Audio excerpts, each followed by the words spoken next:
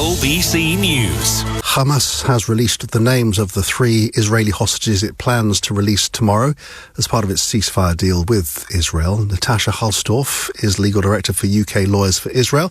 With me now. Good evening, Natasha. Thanks for your time on LBC News.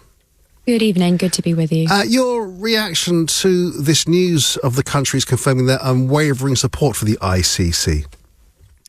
Well, I do wonder whether it's as a result of this action having been taken by President Trump rather than any of the other member states of the court.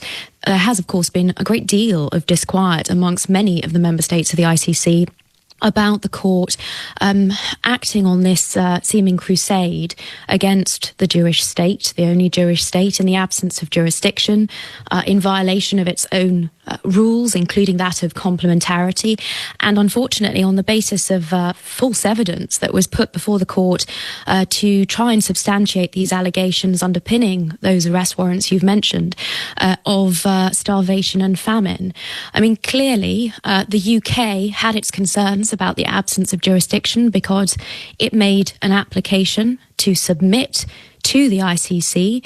We know that that was drafted and ready to go, and there was a U-turn at the start of this government by Keir Starmer, a decision not to submit those concerns ultimately on jurisdiction, but they are of public record, and the criticism of the court in acting out with its powers in this respect has been widespread. In fact, this has placed the UK in a rather difficult position regarding this, hasn't it? It has, because the United Kingdom, as a member state of the Rome Statute, arguably has a far higher obligation than the United States to ensure that the court is keeping to its mandate, to the powers that were delegated to the court in its founding statute, the Rome Statute, and also because the UK, as a funder of the ICC, will have keenly heard a great deal of the criticism over the court's last 20 plus years of operation. I mean, this is a court that has been resoundingly criticised. It has failed to live up to the lofty aspirations of its founders. In its first 10 years of operation, it secured only one successful conviction at a cost of nearly $1 billion. It was also resoundingly criticised thereafter for exclusively almost focusing on African defendants. So in the context of this court now seeking to seemingly rehabilitate itself, especially after an extremely damning expert review panel condemned the court of including for its culture of fear and intimidation that existed in the court as a workplace. I mean, we saw pretty swiftly after that expert review report came out in 2020 that the previous prosecutor, Fatou Bensouda, turned her attention to seeking to open an investigation against Israel, and that has now been followed up by Karim Khan.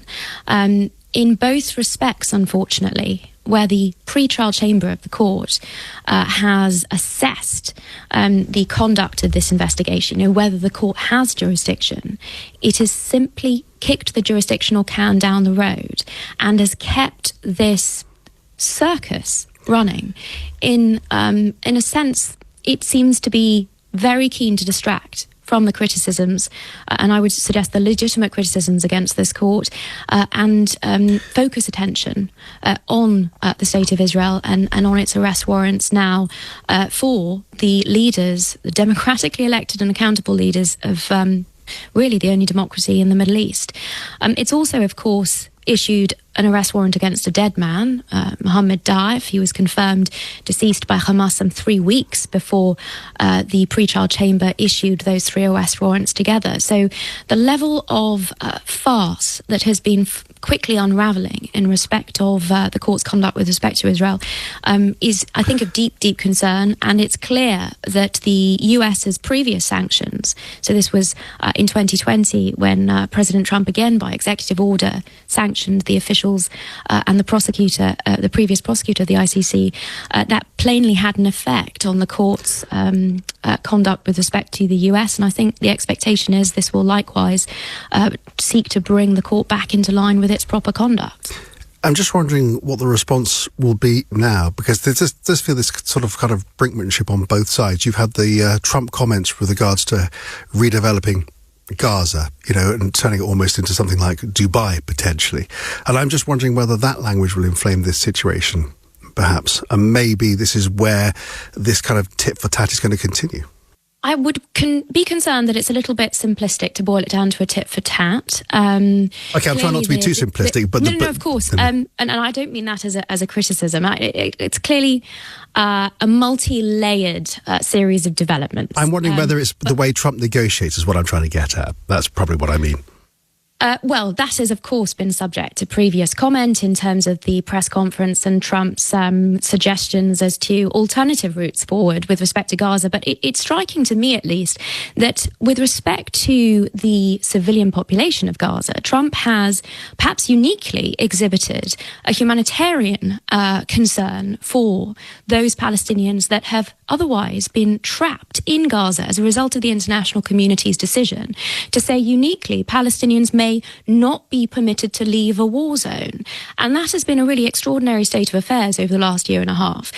Also in breach of international law, Egypt's international law obligations under the African Union Convention of Refugees to facilitate safe passage of civilians fleeing civil disorder.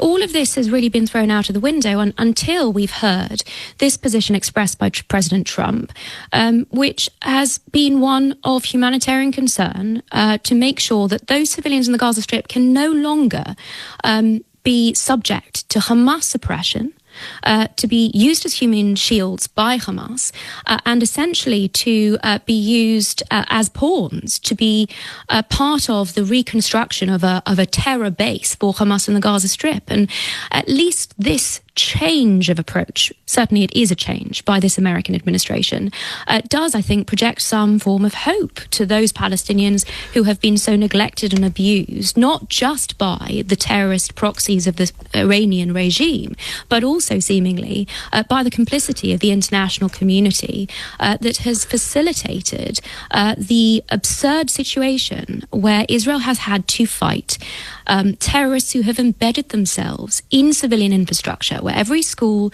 every hospital, every mosque, and every second civilian house, by most accounts, have been taken over by this Iranian proxy, the terrorist, internationally prescribed terrorist organisation Hamas. I mean, I was on the ground in Gaza in September and saw with my own eyes how these civilian houses had been booby-trapped, and how the civilians that Israel had sought to facilitate an evacuation of to humanitarian zones were continued to be subjected to the use of human shields because Hamas continued to fire out of those humanitarian zones and those evacuation points. When you think of the alternative of them having been safely moved into Egyptian Sinai across the border, where they could have been protected, where they could have been provided with aid that Israel has been facilitating into the Gaza Strip, where that aid would not have been diverted by Hamas, where Hamas would not have been able to use them as human shields to continue to fire onto Israeli civilians.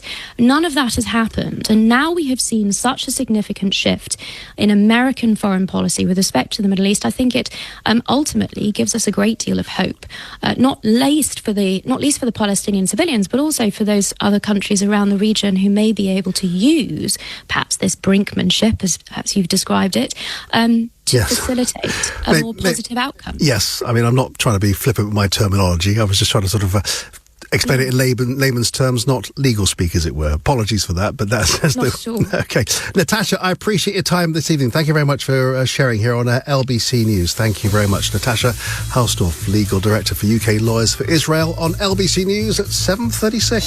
LBC News.